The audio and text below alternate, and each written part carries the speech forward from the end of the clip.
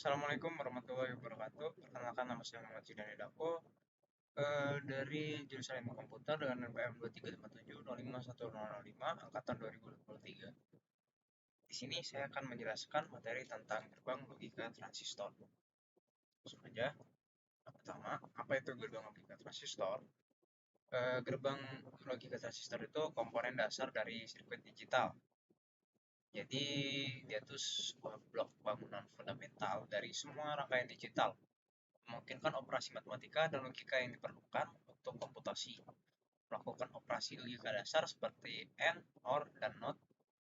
Gerbang logika mengimplementasikan operasi logika dasar seperti AND menghasilkan satu hanya jika kedua input adalah satu, OR menghasilkan satu jika satu input adalah satu, dan NOT membalikan nilai input.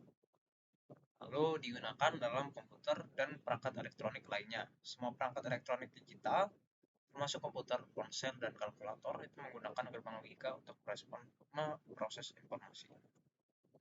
Pengenalan transistor. Apa itu transistor? Pertama, komponen elektronik yang dapat menguatkan sinyal atau bertindak sebagai saklar. Transistor adalah komponen penting dalam elektronik modern yang dapat memperkuat sinyal lemah, atau bertindak sebagai saklar elektronik. Kedua, terdiri dari 3 terminal: basis, kolektor, dan emitor. Transistor memiliki 3 bagian utama, yaitu yang pertama ada basis, itu dia mengontrol arus; kolektor, dia terminal arus masuk; dan emitor, terminal arus keluar. Sini ada jenis-jenis transistor. Yang pertama itu ada bipolar junction transistor, atau biasa disingkat BJT. BJT adalah jenis transistor yang menggunakan arus basis untuk mengontrol arus kolektor emitor. Terdiri dari 2 jenis, NPN dan PNP. Lalu yang kedua itu ada field effect transistor, atau biasa disingkat FET. FET mengontrol aliran arus menggunakan tegangan pada terminal gate. Jenis utama FET adalah GFET dan MOSFET. Terus yang ketiga ada metal oxide semiconductor field effect transistor, atau itu MOSFET biasanya disingkat. Itu MOSFET adalah jenis FET yang sangat populer dalam sirkuit digital karena konsumsi daya yang rendah dan kecepatan operasi yang tinggi. Lalu ada transistor sebagai saklar.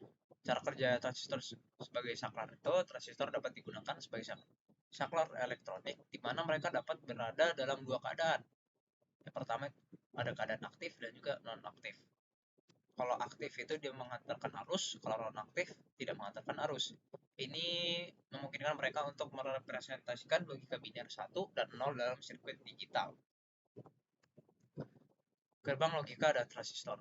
Gerbang N dan dengan transistor menggunakan 2 transistor secara seri, di mana output hanya aktif jika kedua transistor aktif mewakili input 1.